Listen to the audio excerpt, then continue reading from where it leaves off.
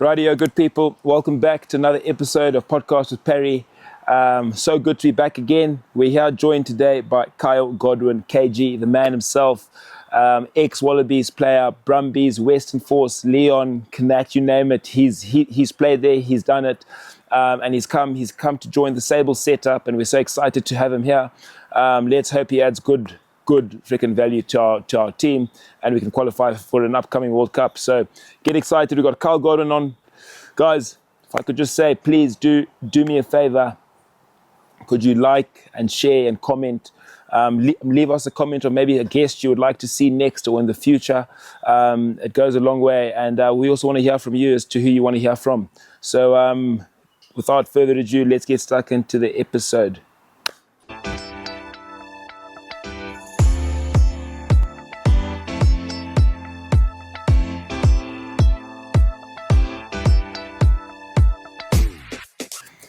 KG, Pari, Kyle Godwin, mate, welcome. Welcome to the podcast. Welcome back to Zimbabwe. Welcome back to the Sables. Mate, we welcome you with open arms. Welcome. No, thank you so much for having me, Pari, and Zim as well.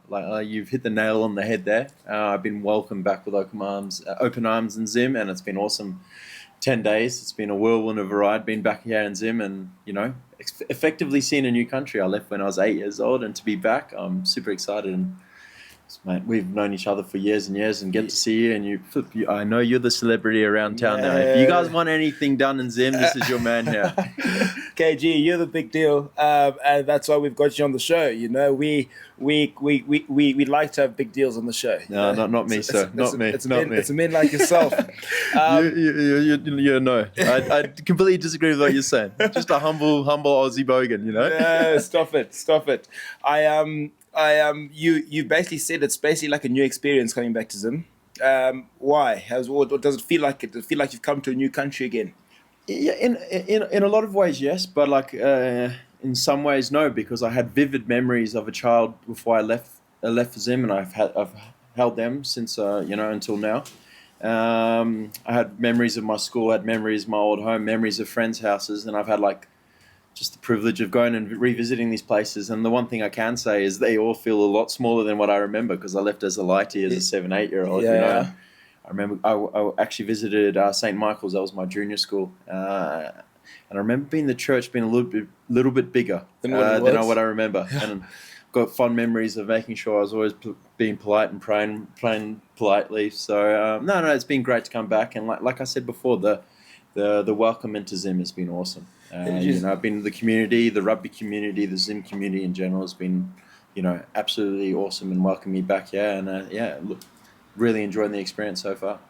Well, Kyle, I'm glad to hear that, and I hope you haven't felt like an outsider coming back into Zim. I'm so happy to hear that you have been welcomed with these gracious and open arms, and it seems it. And I see the boys around you when I come into your digs there where you guys are all staying, And it's funny. You come into a team, any sports team. I often find that as soon as you step into it, you could be a foreigner, you could be whatever, but as soon as you come into it, it becomes one family, yeah. And you would know that from the amounts you've traveled throughout the world and seen many different teams and places you've been. Yeah, no, definitely. Some would say that I'm a bit of a club slut. So I've traveled around the world playing for different clubs, but no, you've hit the nail on the head, and I think that's the beauty of rugby. I think anywhere in the world, and my old man used to say, you know my old man Rollo, he used to always say to me, join a rugby club anywhere in the world and you have 15 friends straight away, and couldn't be more truer than joining the Zim team as well. It's the beauty of rugby. You can go play anywhere in the world and you can have 15 mates automatically. Wow. They all love drinking, they all love having a bit of fun with the boys, yes. And mucking around, and obviously they all love throwing a rugby ball around as well. And it's a beautiful sport, and it's given me the privilege of being a professional athlete for the last 15 years or 14 years, traveling the world. So very grateful for the game of rugby. And back here in Zim, and I got 1 or 2 more goals to accomplish with Zim, and hopefully provide some aid for them to achieve what they want to do and go back to the World Cup, get back on the world stage. Okay, well, we're going to get stuck into all of that throughout this episode, Kyle, and be excited for all of that. We're going to tuck into that. But you mentioned just now that, the rugby players, they love a drink, they love a dope. Quite fitting that, you're back in on home turf, and Love a dope. I love my green my tea as well. you're going to have a tea and dope, but just on that, Zimbabwe's pride and joy, I just thought it would be fitting to welcome you with Zambezi. Thank you very much, sir. So thank to our pride and joy, cheers, welcome back, thank and you I hope you enjoy the podcast, enjoy the episode. No, I will. Zambezi and tea, better combo. I haven't tried this combo before, but we'll see how it goes. It's a treat. Thank you, sir. Are you usually a tea drinker, Kyle? Look, I love my tea. It started as a young man growing up. I've always loved my tea. Funny enough, my grandfather absolutely loved his tea. He was born in British India, grew up drinking tea there. And I remember going to his house in Cape Town for Christmas every year, and he used to have 8 cups of tea a day, right? He would wake up in the morning, have 2 cups of tea. In the morning, have 2 cups of tea at morning tea. He was a military man, a general, retired as a brigadier general. 2 cups of tea in the afternoon for lunch, and then 2 cups of tea in the afternoon tea. And in each tea, he would have 2 teaspoons of sugar. Really? So he would have 16 teaspoons of sugar every day of his life. No. And he lived to 95, and he did it to the day he died. So tea runs in the family. Jeez, 8 cups of sugar. 16 teaspoons of sugar a day. 8 cups a day, yeah. So do you put any sugar in your tea? No, I've gone off that. I'm getting too old, man. If I have too much tea, I'm going to get put on some weight. You're still in your prime. Your prime. You're too kind. Just want to give a massive shout out to today's sponsors, Tenga Fowena. I'm pretty sure you've all seen Tenga Fowena around. Some of you might have seen it around and not know what they do. But Tenga Fowena do these amazing food packs. Okay, so if you need food packs for anyone to give away, for your staff, for your employees, for your siblings, for your aunts, for your uncles, they do all your food packs. They come in a different variety, ranging from $20 to $50. And this month there's actually a Christmas special on for a $45 food pack. So look up Tenga Fowena. Here's their number. Get in touch with this number. They can do bulk deliveries. They can deliver across the nation, and it makes it very easy for you to manage your food packs. So look at Tenga Fowena. Please look them up, and I'm here to help you for all your needs regarding that. Stay golden. We'll see you in the pod. Kyle, so tell me why are you back? Why Zimbabwe? Why now? Why Sables? I want to hear about that. Yeah, no, it's I've been asked this question a few times as to why I've decided to come back and play for the Sables. It's always been there for a long time. I remember for a number of years when I was playing with Ian Pryor, who's now back as well at the Sables, who's also Zimbo. Dave Pocock as well at the time when I was playing with him at the Brumbies and in the Wallabies squad. We always spoke about coming back to Zimbabwe and trying to help put Zimbabwe back on that world stage. Zimbabwe produces so many great rugby players, the likes of the Beast, David Pocock, Todros Shivanga, these guys, and they've had to go explore elsewhere to get onto the world stage, and it's sad to see that Zimbabwe produce all these players, but we can't, So that's always been a motivating factor for me, is to come back. And of course, I was born in Zim. I grew up in Zim for 8 years old. I've got a rich history here in Zimbabwe. My parents were born here. Some old families that were go generations back as well. So for me, it's about representing something that means a lot to me, is my African roots. So those are the two motivating factors. And I spoke to Pete and Kissett as well. Pete, the coach, obviously head coach of the Sables, and I really liked what they wanted to do with the team and where they wanted to go, and they're ambitious, and they want to be back on the world stage as well. They want to be pushing for that World Cup in 2027. Yeah.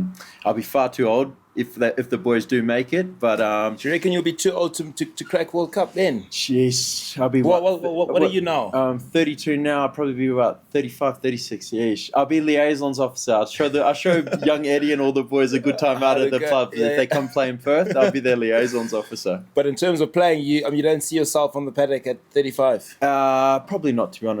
I've had, like I said, I've had a great career. I've played 14 years of professional rugby. I'm getting to that stage now where I feel like that it's probably the right time for me to transition out of the professional era and join the real world. I'm pretty lucky. I've been paid quite well to work out for a living for the last 15 years. So no complaints on my end. Tell you what, I'm jealous of that. To be able to go to work in shorts and a t-shirt and put on some trainers every day and run around with your best mates. Oh, I couldn't agree more. What a privilege. Yeah, no, exactly.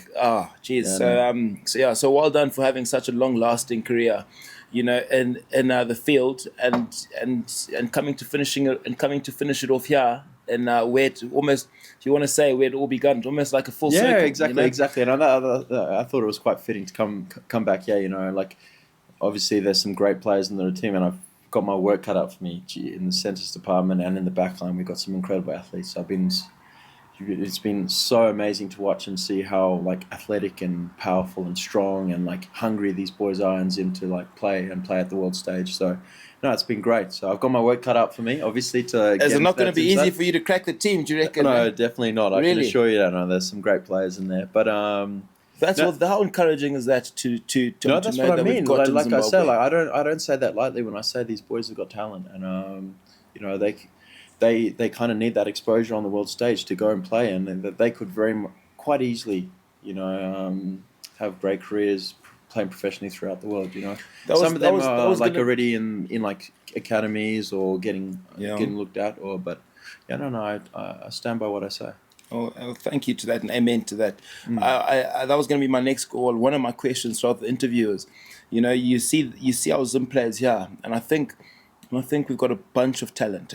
There's so much talent, amazing talent, and where we lack is, I don't know if it's not nourished or nurtured enough in Zimbabwe, that the talent almost just is shunned down before it gets to the world stage. But I wanted to ask you, the level of rugby and the level of skill that you see the guys playing around you, do you reckon if a lot of the boys could crack it in many of the teams around the world, do you reckon they could crack it in Premiership and Top 14 and Super Rugby, Yeah, I find if you get, this is my opinion anyway, I find if you get anyone who's half decent at rugby, who's hungry, and you put them in a professional program, they're going to get better and they're going to be able to reach their potential. So and I think Coach Pete and the coaching staff are doing a great job of that with Zimbabwe at the moment. They're providing a professional program. I'm highly impressed with like the gym program that's been provided. The detail and defense. The way Coach Pete wants to play as well. The boys are getting exposed to that, and if they can get exposed to that more and more, it's only going to make them a better player. Yeah. So unfortunately, some of the boys because in Zim it's semi-professional in the sense that boys also have to work on the side. So that's where it becomes more difficult. And that's where I say, like, if you are training day in and day out in a professional program, you're sharpening your tools and you're just getting better naturally. So. And how have you found the setup here in Zim in terms in comparison to the world stage or to that worldly professional level? How you've been treated, how you've been fed, how you've been trained, how you've been, the standard, the level of training. What's that like in comparison to anywhere else you've played in the world? Say the Wallabies even. Yeah. Look, we've been absolutely looked after here in Zim. We're staying at Piers Rose at Nigel's place, and we've been treated like kings there. We get breakfast, lunch, and dinner provided. We've got our own rooms. We are living large. So in that sense, you couldn't ask for any better. So no, the boys have been looked after really well. Really. So from that sense, they put on a few kgs on you since you've been here. But I've been training hard as well, so I've kind of been balancing it out. I came a bit overweight. Really? And I got punished. I had a bit of a scratch match with the boys on Saturday, and I was huffing and puffing like no tomorrow. You're sucking air? Yeah, sucking air. Lucky my old man wasn't here, because he'd be telling me, Godwin, hurry up, get moving. So, and you've met my old man, you know what he's like. So. Fierce bully, but a great man, that man. And how'd you go in your Bronco? To be honest, we did a broken Bronco the other day, which was good, because if I had to do a full Bronco, I would not have. But again, like I said, I was shocked at how the quality, and some boys can just run for days. So just to explain a Bronco to people, you explain it to the viewers. So I've done a Bronco maybe once or twice. I was trying out for the Sables once upon a time. How'd you go? This was maybe 3 years ago. At second row. At second row, yeah, no, I just blame it on injuries, shall I say? Yeah. That's all, One of those my ones. knee, my knee. Yeah. I could have played professional, but my knee's no That's good. my knees are no good. No, but I just wasn't heavy enough for second row. I needed to put on a bit more weight. Yeah. But a Bronco, one of the most fierce, horrible things I've ever done in my life. It is just, and we're doing it with Hilton and obviously all the other boys. But Hilton, I promise you, he was like 2 lengths ahead of us in everything he did. Yeah. But explain it, bro. What a Bronco is basically. So effectively, a Bronco is just another test that's S&Cs have come up with just to test how fit boys are and give them a bit of pain and punishment at the same time. So I think most forwards fare a Bronco. It's pretty much roughly around 5 minutes of pain, around 4 minutes 30 below if you're a freak like Hilton, and it's effectively 20 meters and back, 40 meters and back, 60 meters and back, and you do that 5 times. So 1.2 Ks and pretty much sprint. Go for your life. So professional level is sort of 4 minutes 30 and below. Oh, not necessarily professional level. It depends. I think you would base it more on your position. I think the unspoken world record is Bodie Barrett. I think he did it like 4:11 for the All Blacks. But I wouldn't be surprised if some of the boys gave that a run for their money in the team. Really? No.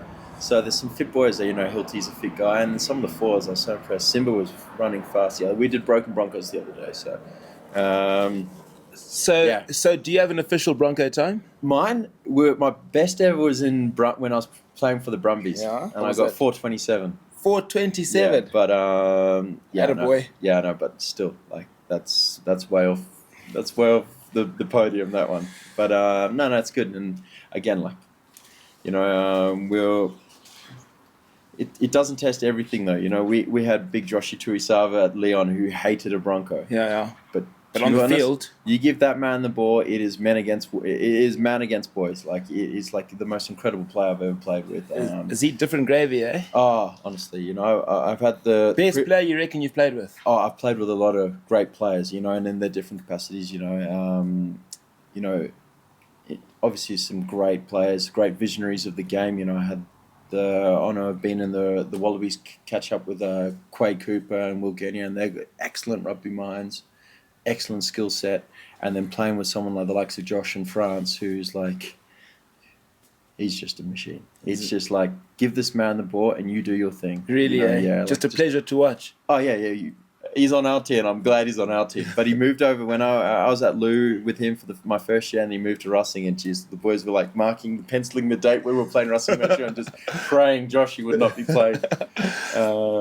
But people say that about Mashawi and Zim. Exactly. People say how he is a powerful runner. Hell of a runner. He's someone. He's Madala like me now, but he's someone who in the right program, could thrive. Yeah, thrive on the world stage. So that's What do you hope to bring back to Zim, Kyle? In terms of a rugby sense, in terms of what you're doing to the Sables. Yeah, well, like I said, I've had the privilege of playing around the world for the last 14 years. I spent close to 10 years playing in Australia, the Western Force and the Brumbies. Then I got to spend a couple of years in Ireland and a couple of years in France. And I got exposed to all these different coaching styles, so it's been great, and with that you learn and you grow your game and you understand. And yeah, for me, what I want to do is, like, obviously, the boys call me the Shamanyanga, which means elephant in Shona. Or something, yeah.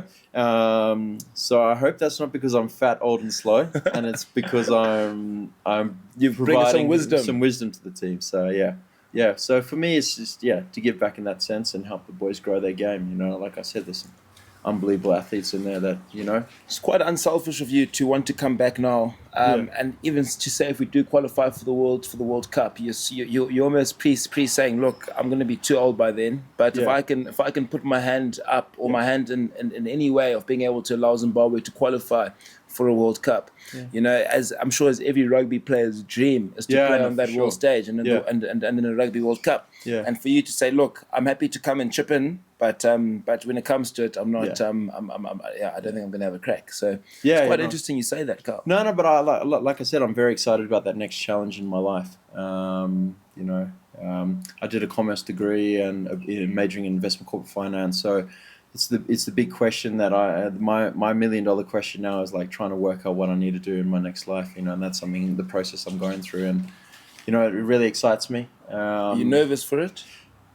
No, apprehensive at times, but like I realize that like every athlete's got to go through it, and every athlete has done it, and you know, come out the other side. So I'm no different to any other professional athlete. I have heard it stuff, but you know what? If I do the right things, put the right steps in place, you know, I can, you know.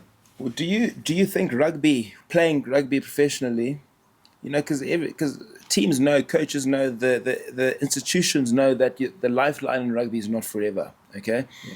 Do they help you set up for yourself for after rugby? Do they give you any platforms, opportunities, chances to be able to almost, because I've spoken to, when I was in Australia, a lot of the AFL boys, you know, they'd finish AFL and they really wouldn't know. They would be sort of stuck, you know. They wouldn't know.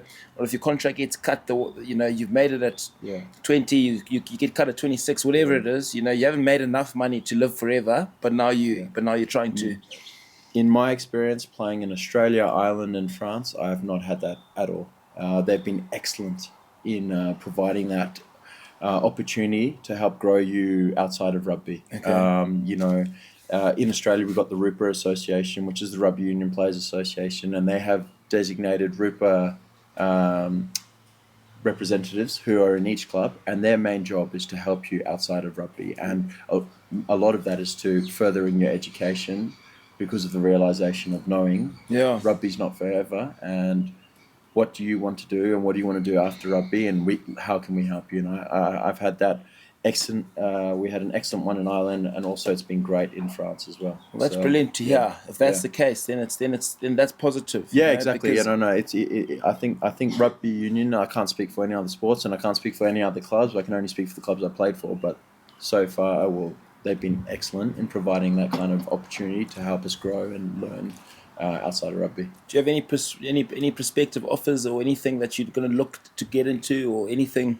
What in terms of life after rugby? Yeah. So for me, so obviously grew up here till 8 years old, and I moved to Perth with my family, and grew up in Perth. So I'm a Perth boy. I'm an Aussie bogan. Apologies about that. Yeah, mate, go on. I'm surprised I haven't sworn yet. Yeah, no, mate, be yourself. You've been in Brizzy as well. Be yourself. I was in Brizzy. Yeah, you've been in Brizzy. So for me, it would be like the right decision for my wife and I would probably, she's from Perth as well. Her dad's from Perth and mum's from France, but she also went to school in Perth. So for us to establish ourselves, we've got a nice network around us. So we'd probably move back to Perth. And Perth, I don't know if you know, you might have been aware, and same actually in Queensland, it's like heavily dependent on the mining industry. So something in and around the mining space, or the mining services space, or the industrial space. So that's where I'm looking. Somewhere, yeah. But again, that's big bucks in that mining industry. Yeah, those boys get the big dollars there. Yeah? Well, some of the the FIFO boys do. Yeah, they get paid very well. Yeah, but it comes with a sacrifice. You know. Yeah, you spend. You miss half the time you're not with your family or with your wife at home, or so they come with their sacrifices, I'm sure. But yes. Anyway, we'll wait and see. Wait and see. Yeah. Well, your old boy Royal. Yes. Royal Godwin. Who moved from Zimbabwe to Perth and has started up a very successful a construction company there. Would you not consider going into just taking over from the old bullet? I put out a few feelers, and I got the response, "You're unemployable, Kyle." So he wouldn't even allow me in the stapler department. He said, unemployable. No, Godwin, no ways. You're done. Out of here. No. I have thought about it, but my old man. To be honest, if I was to do that, I probably should have started 10 years ago. Yeah. And he's got a lot of great guys that are working with him and working under him, who are looking to like kind of step up into that space. So yeah, I think that boat's sailed for now. Sailed, yeah. He does employ quite a few Zimbabweans, which, you know, a lot of my friends, when they went studying, especially the guys that studied in the construction industry, there's maybe about 4 or 5 friends of mine that all working for Roller. So he obviously had this heart for Zimbabweans. Yeah, he does. Whenever youngsters would come, he would give them graft, and you know, some of them are still there today, you know, which is awesome. No, yeah, that's what he's like.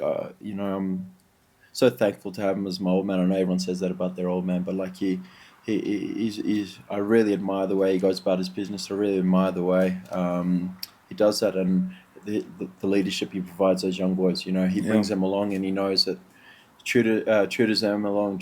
I don't even know the word for it, but he brings them along and grows them, and and they're quite proficient, well respected guys in the industry now in their space. Project management. So he's done a great job there, and I'm very proud of it. Good. Yeah. Pivot back to rugby. Yes, sir. So back to rugby. What's the best level of rugby? Where in which competitions? So you played in Ireland, you played in France, played in Aussie. Yeah. Obviously, all different types of rugby, all different styles, shall I say? Where have you found one to be the most challenging, two to be the most enjoyable place you played? Okay, yeah, that's a good question. So for me, I thought pre-South Africa leaving Super Rugby, I thought that was a great competition, and I think since South Africa's left, Super Rugby is like struggling to get a bit of promotion, a bit of like love and interest in the game, and I feel like Super Rugby is struggling a little bit, in my honest opinion. I don't know about in terms of why we can't generate the interest that we used to. Well, not only two teams. Exactly. Now it's Asia Pacific. Australia are improving in that sense that we are challenging the Kiwis a bit more, but it's been predominantly over the last few years dominated by the Kiwi sides, which doesn't help that competition. But no, I absolutely love playing Super Rugby. It's a fast, quick-paced game. It's an amazing game. Yeah, and then to be honest, like right now, obviously spending two years playing in France at the top 14, I think that's probably the best competition in the world at the moment. Really, the hardest competition. It's a totally different game to Super Rugby. Where Super Rugby's over 14 weeks. It's a bit of a sprint. It's like get in, get out, get the job done. You lose a few games, your season's done. Whereas top 14 and also in URC, you're playing 30 games a season before finals even start. It's a long slog that day. Long grind. Endurance game. Exactly. You got bigger squads there, and you got some world class players playing in the top 14, and you got some unbelievable, like huge big men playing there. So I do think that probably that's the best league in the moment. Wow. I can't speak for English Premiership, but I think that I think that is quite a strong league as well, so I can't really comment. But why do you reckon France has so much money being poured into them for rugby? Why can they afford to play their players the big bucks? To be honest, I'm not too sure. Maybe it's based. I think they've got a really strong TV deal there with Canal Plus. Okay. So I think that also that provides a lot of revenue for them. They've got a really strong, and French actually love their rugby. And you've also got these owners that love their rugby, and you've got these big billionaires who want to invest in the game. So there is money there, and that's why I think it is the most, a successful model at the moment. What's the highest paid league in the moment, would you say? Japan? Hard to say, to be honest, but I would say probably Japan, yeah. It's got to be. Yeah. I wouldn't know, but I would say, yeah. My guess is as good as yours, but I would say Japan, based on the rumours you hear of boys, what they get, yeah. It's the big bucks there, yeah. But again, when you compare that to a football player or a soccer player, it's nothing, or American sportsman player. But it's nothing, but yeah. And that's just, I guess, to do with all the viewership and again, I 100% agree. It's what the revenue you derive. I'm a firm believer in that. They obviously derive so much more revenue. They have bigger TV deals, so of course they're going to get. It's how it works. You think about like American sports, and you think this country, America, who almost have the audacity to call it the World Series of baseball. Whatever I love how they do that. Yeah, world champions. The world champions of basketball. Of NBA. But I guess if an NBA team was going to play anyone in the world, they would be the world champion. Like they would be the best if they were to play any. But still. And I think for me, a big reason why they get so much viewership is because Americans are so patriotic and they love their country. Yeah. And an American will tell you a stat about a running back, freaking Bo Jackson from 1999, and tell him he jumped this high and ran a 4.2, and Americans are passionate about their sport, and you got that population there so already you've got that viewership, and then that just. They take over the world in terms of how much their athletes earn there. There's no except for soccer or football around the world. they are just the most well-paid athletes in the world, and it's one country who just support each other, you know? Yeah, something seems to be working there. Imagine the rest of the world sort of rallied and, you know, so it's just, I just find it very fascinating how American sports is just so well supported and well paid. You know? Going back to South Africa leaving Super Rugby, do you think that's a bad decision for Southern Hemisphere rugby? Yeah, that's a hard one, to be honest. But I think South Africa are thriving in the URC. And there's talk of them joining the Six Nations, which I think would be detrimental for Southern Hemisphere rugby. You know, the Rugby Championship. You know, where I think Australia, New Zealand, Argentina, they need South Africa. They provide a different kind of game. And to be honest, South Africa have been the best team for the last 8 years. You know, they're creating a dynasty. Similar to that New Zealand dynasty of like either 2011, 2015 winning side. You know, they're creating their new dynasty. And I think Southern Hemisphere need them. And we do. Yeah, they provide a different type of game. And then, they're the best in the world. So it was a shame. To lose them, it will be utterly detrimental to the Rugby Championship, I think. It was a shame to see them leaving the Super Rugby. Now if they were to go to Six Nations and leave Southern Hemisphere rugby, come completely, then I think it will really damage the Rugby Championship. Yeah, for sure. I've never been a Springbok supporter. Because I don't necessarily. Are you an All Black supporter? I'm not an anyone supporter. Okay. If I support anyone, I support Aussie because I spent the most time there. Yes, nice. You know, nice. So that's who I would support if I was to support anyone. Yeah. But I don't like supporting the Springboks because of Springbok supporters in Zimbabwe. I just think they're just in your face. Like freaking just, you know, you can't get enough of the Bokke supporters. Especially when the Bokke are winning, you're not going to hear the end of it. Which is great. And and after watching Chasing the Sun, I don't know if you've seen it. Yeah, I've watched the first one. I haven't watched the second one. You can't hate the Boks after watching that. Exactly. You can't. Yeah. There's nothing. You know. You really can't hate them. No, I think Rusty's done a great job with the Springboks team there, and he's built a team that is so strong and tight and all in one unit. You know, it's quite amazing to watch. Do you see it toppling anytime soon? Hard to say. But the only thing that I could say is they've got a lot of those, you know, of their core group that are getting a bit older. I think that might be like the only thing that they might need to manage. But South Africa is a bloody producer of unbelievable talent, you know. So they've got the next guys coming through, and if Rusty does a great job of nurturing those guys through, bringing them along, as well as keeping a couple of the older boys and managing the older boys, I think they're going to be on top for a very long time. They've got so much depth. Unbelievable depth. You know, you see them play their second or third team, and I think that team could win. Their second team could win a World Cup. There's nothing in the two front rows. There's nothing in the two front rows. They're probably the best two front rows in the world at the moment. Yeah. You know? I remember we caught up in Brisbane when you're touring to Brisbane with the Wallabies. Yeah.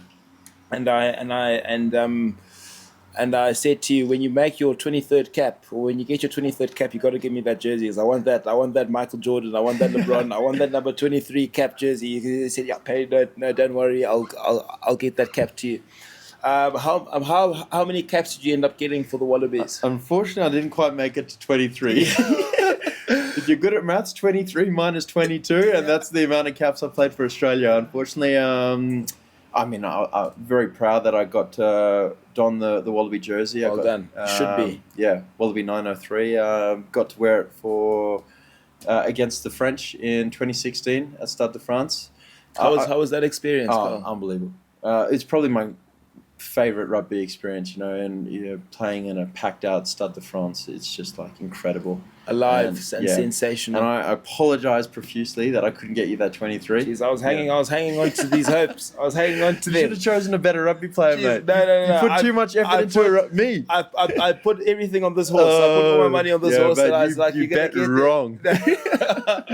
No, but I'm so happy I did it. And you know what? I'll do it again 10 times over. Thank you very much. Because I back you and I back you forever, mate. So thank you. But playing in a packed out Stade to front you, and you played with Pocock in that game as well. Yeah, Pari. I got to share the field with Pari, and I really loved playing with Pari, and I got to play with him at Brumbies, and I roomed with him a lot at the Brumbies and also in the Wallabies, and just put the two Zimbabwe's together. I know you Africans.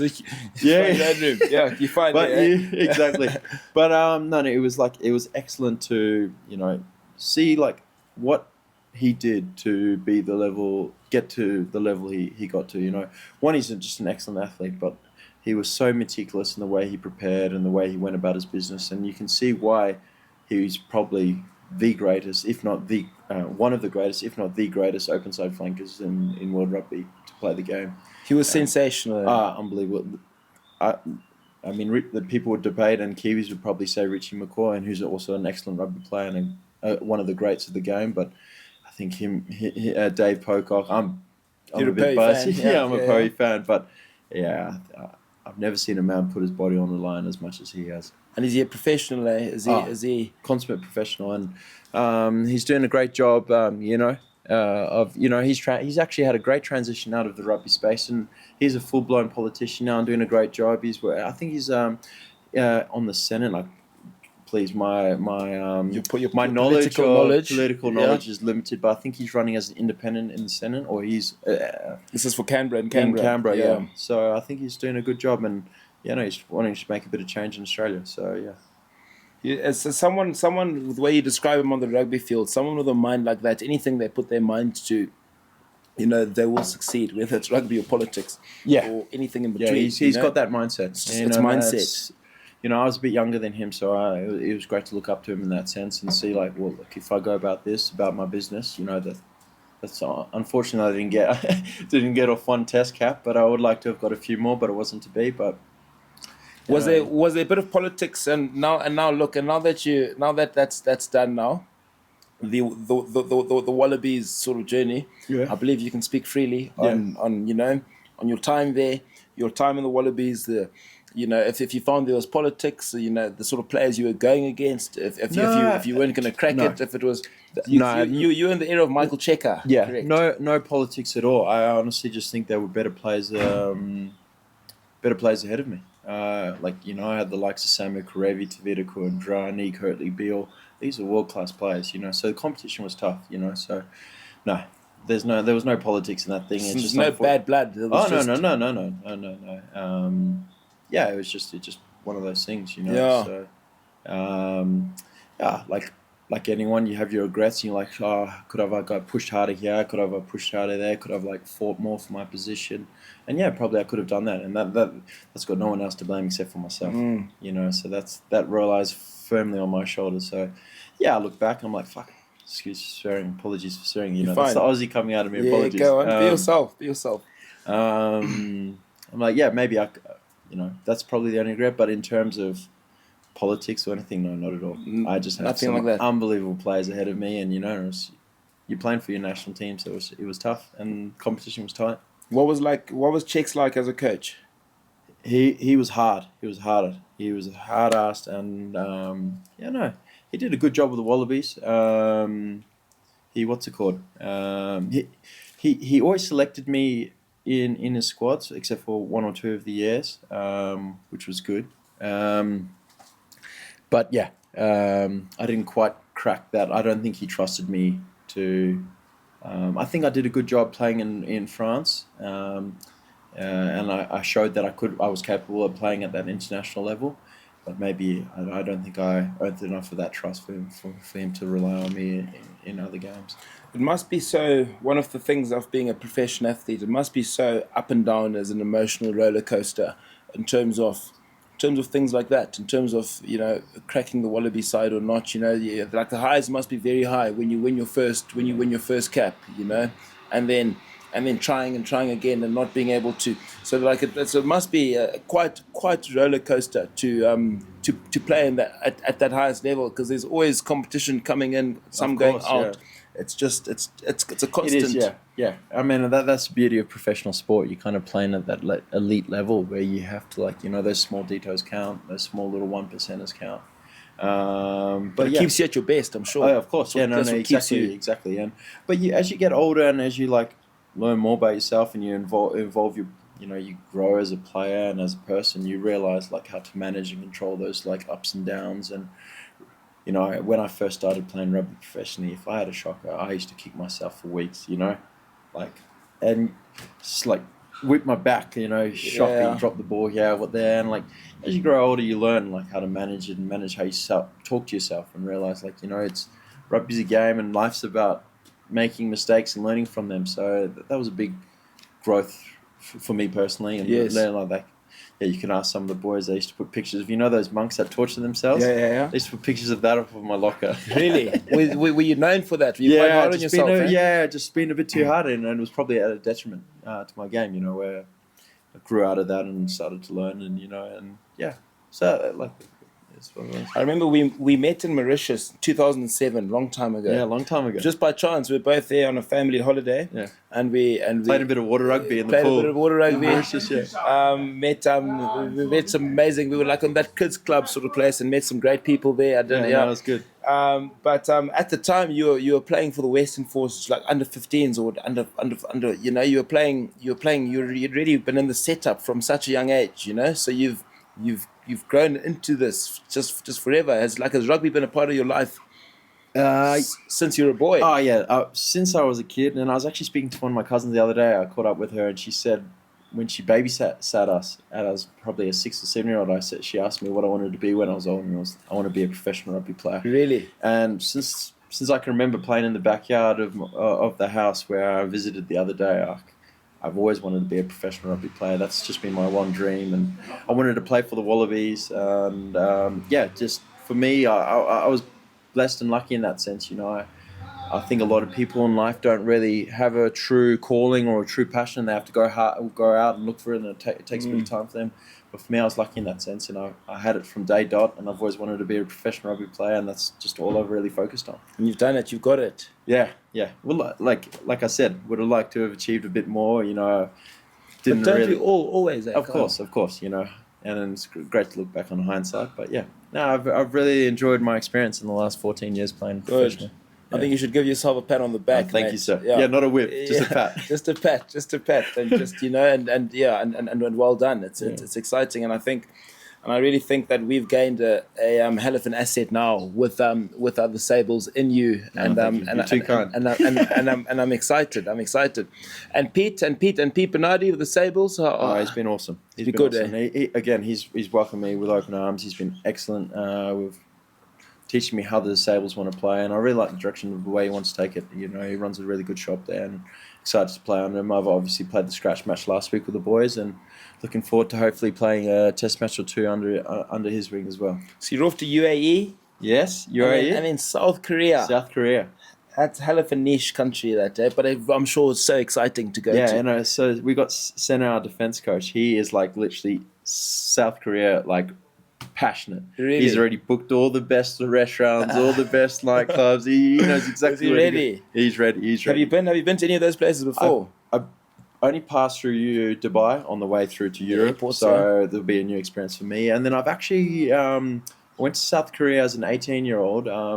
My grandfather was Air Force pilot he was in the Second World War, and then he was also in the Korean War as an Air Force pilot. And what the South Korean government did when I was 18, they invited all the war veterans' grandchildren back to South Korea to thank them for the help and aid from our grandparents. Really? They took us around South Korea for a week and showed us all the war memorial sites, the DMZ zone, which was hell of interesting. I hope we get the opportunity to get a bit of free time. I'd love to show the boys the DMZ zone. That's quite interesting between North and South Korea. Yes, yeah. It was a great week. So I'm looking forward to getting back.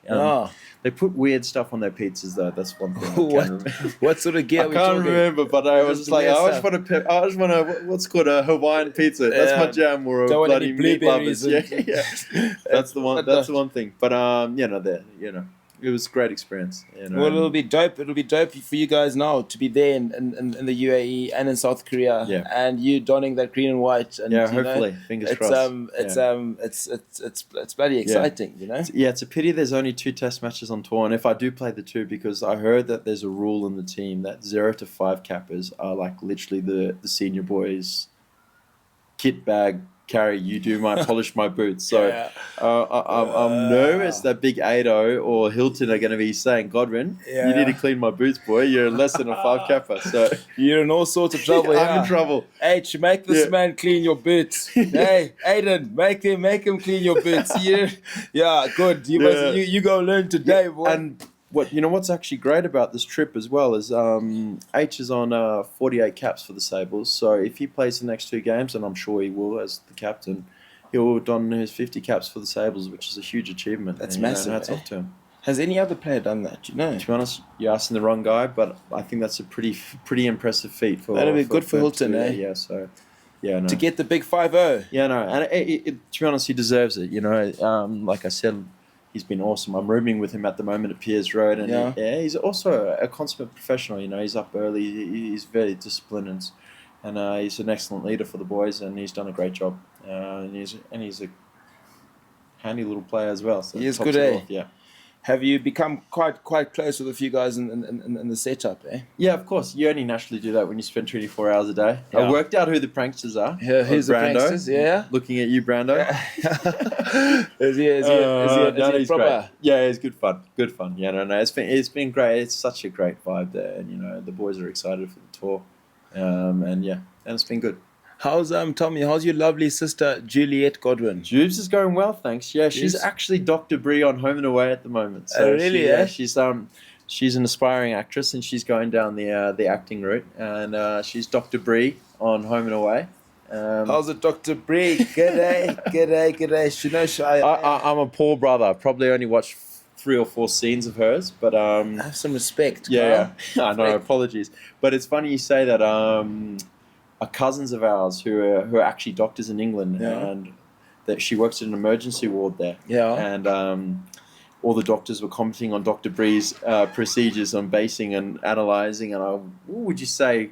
Like, how do you diagnosing a patient? Yeah. And they were all commenting and being like, she's doing this wrong, doing that wrong. And my cousin was like, that's my cousin. I'll let her know. Like, so it's great. No, she's doing really well. I'm happy for her. And more about some rugby. So we got a few other foreigners that we're trying to get back. So we've got you, Ian Pryor. Yeah. Do you know much of Eli Snowman and Eli and? Yes, I've heard. Obviously, he's playing up in Benetton. Yes. And I think if they can get him, it'd be a great asset. Great addition. Yeah, great asset to the pack as well. So we played high school rugby together. He was on my team. Yeah. So you grew up together. Was he a John's boy? He was a John's boy. Oh no, I might not like him anymore. The only one John's boy. The only one worth mentioning. But did it take a lot to get you back? So how long have you been in comms with the ZRU? Probably started speaking to them maybe in 2020. Okay. Before I moved to France, and it kind of didn't work out. And at the time, and I spoke to them a bit before that, but at the time, my sole ambition was to try and play as many Wallaby games and achieve in that sense. And then when it came to me moving to France, and that kind of Wallaby dream kind of took a backward step, I didn't want to get in the way of jeopardizing that contract because some of the tournaments were during when I had to go and play there. So it just kind of finally worked out well, and now it's lined up. Yeah, now it's lined up perfectly, and great to be back.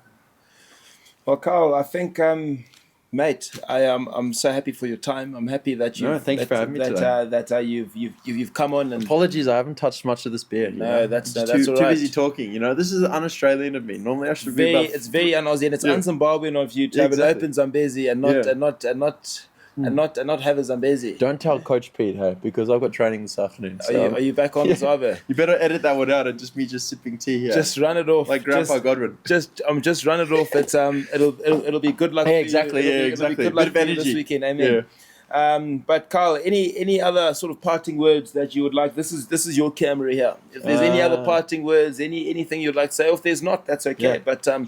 But no, the only thing I can say, and I'll probably say to yourself and the Zim community, thank you so much for welcoming me back here in open arms. It's been great. Hopefully the boys can do a job in South Korea and Dubai and build that momentum to hopefully be in a better team that they were last year when they won the Africa's Cup. Because if we win the Africa's Cup next year, they're going to Australia for the World Cup. And thank you again, and thank you so much for your time, Pari. Thank you. Sorry, just now we're just about to close it. You just said something very interesting there. Yeah. Just to give the people just an understanding of how we can make the World Cup. Yeah. Okay. Yeah. Sorry. We've half ended the podcast. This is very niche. Yeah. But this is encore. This is encore. But these are the bloopers now. This is the bloopers. But we've half ended it. But okay, so to qualify for the World Cup, what does Zimbabwe need to do, from your understanding? Again. Please correct me if I'm wrong, anyone who's watching this. I think if Zimbabwe win Africa's Cup next year, they qualify as the third African team to go. Correct. Yeah. Okay. Yeah. So it's going to be tough, you know. And but we are already in African Cup. We are going to play African Cup. I think so. I think we're involved in that Africa's Cup next year. Yeah. I think it's in July next year. Right. And are you going to be available? We'll see. Hopefully, I've got to start playing for some club rugby back in Perth, you know. And like I said, you know, there's some excellent boys in the team, you know. So hopefully, but if pitch coach says, "Hey, Godwin, you're too old," you know, my time's done. But no, we'll see. We'll wait and see. There you go. Well, there you have it, folks. We need to qualify for. We need to win the Africa Cup next year. I don't know if this is true, but we'll take it for what he says. Yeah, you know, he seems to be very doubtful. Yeah. But look, don't put your house on it. We won't quote him, but Jeremiah spreading false rumors and lies. Typical Aussie bogan. And has the missus been to Zim before? No, she hasn't, and she's been dying to get out. Mate. That's Get her over she's actually in Mexico at the moment at her grandparents' place. So she's living large, but she was touch and go because she's obviously, you know, Soph and Bench. Yes. She's great friends with Soph, so she's been keen and mad to dying to get out here and seeing what Zim's like. You are more than welcome to come to Zim. We'll take care of you. Please come and join us. You've heard it, yeah. Come and join us. Come and visit our country. And hopefully we'll have you back again in the near future. Would love to be KG. back. No, I'd love to be back. Well, mate, thank you again for your time, for taking time out of your busy training schedule and whatnot. And awesome. Yeah, it's good. It's good to have you. Cheers, brother. There you have it, folks. KG, Kyle Godwin, representing the Sables, ex-Wallaby, Western Force, Brumbies, Connect, you know, got it all here. He's just finished up in Leon, and now he's graced us with a presence here in Harare, Zimbabwe. Thanks, folks. Cheers. Ciao, ciao, ciao. Bye. Cheers, guys. Just wanted to thank Ridgeway Place, number 56, Ridgeway North, for having us here at this beautiful place. You can see it for yourself. Please do look them up. I'm going to leave all their information in the description below, and get in touch with them if you're ever visiting Harare, got friends or family visiting. There's no better place to come and visit. All right, thanks guys. We'll see you soon.